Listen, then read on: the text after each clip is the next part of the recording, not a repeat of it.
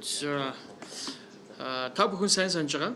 За өнгөрсөн оны 1-р сараас эхлээд одоо Монгол улс 20 цэрийн дэглэм тогтоож эхэлсэн үе шаттайгаар за тэгээ 3 сард Монгол банк өөрийнхөө захирлуудын зөвлөлөөр бас санхүүгийн доктортой байдлын зөвлөлөөр сангийн яам санхүүгийн зохицуулахаар хамт хуралдаж агаад ерөнхийдөө энэ 20 цэрийн дэглэмд одоо иргэд аж ахуйн нэгжид нуруунд дээр нэрж байгаа ачааллыг бууруулах зорилгоор бол зээлд нь бүтцийн өөрчлөлтийг одоо зээлх төлбөрийн хуваараа өөрчлөх, тодорхой хэмжээний хөнгөлөлт үзүүлэгч гэдэг юм уу энэ арга хэмжээнүүдийг авч явуулсан.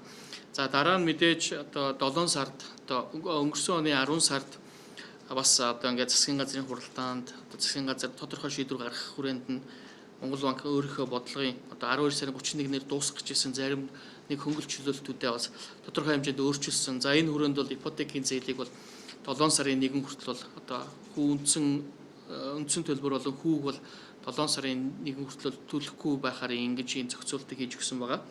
За тэгээ мэдээж ингээд засгийн газартай хамт хэрэгжүүлж байгаа ийм арга хэмжээ байсан. За сангийн яамтай, сангийн сайдтай, засгийн газрын тодорхой одоо юунуудаа биднээс бас бодлогын шийдвэрийг нийцүүлэх үүднээс өмнө нь бол нэлээд яриа хэлцээрүүдийг бол хийж явж байгаа. За энэ хүрээнд хийж яхад бол тодорхой зарим нэг хөнгөлөлт чөлөөлтүүд бол 7 сарын 1-нд дуусж байгаа юм байлаа.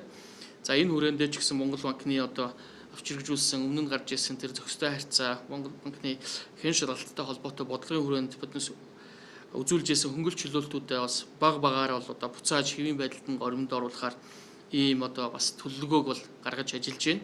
За энэ хүрээндээ бол одоо зарим нэг хөнгөлөлт чөлөөлтүүдийг бол багаар одоо үе шаттайгаар бол одоо хэвийн байдалд нь оруулнаа. За энэ хүрээндээ бол эхний ээлжинд бол одоо энэ ипотектэй холбоотой зээл бол ерөнхийдөө хэвийн байдалд орох бах. Яагаад гэвэл ипотекийн зээлийг яагаад бас ингээд хэвийн байдалд нь буцааж хэвийн нөхцөлд нь оруулах ёстой вэ гэхээр ипотекийн зээлийг бол ингээд 20 ч юм уу 30 жилийн ингээд урт хугацаатай авдаг.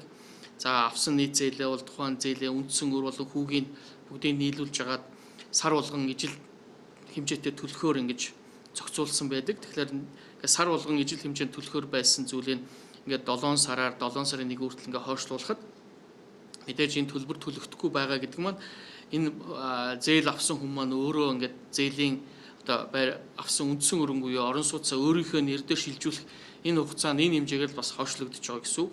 За мэдээж хойшлогдох тусам бас үрийн дарамт ч нэмэгдэх юм боломж гардаг учраас адилхоор ийм хөнгөлөлт чөлөөлтийг бол эртхэн бас багасгах нь зөвөө гэсэн байр суурьтай байна.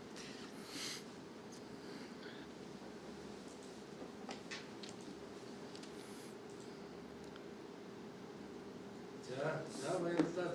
Бүгд тавцсан гэдэг баярлалаа. Өөр ингэж Монгол улсын нэг орн гэж шийдвэр гаргаж байж байгаа.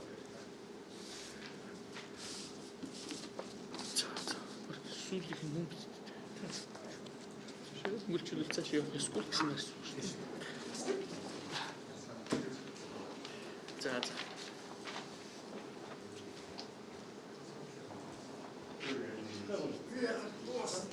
Yeah,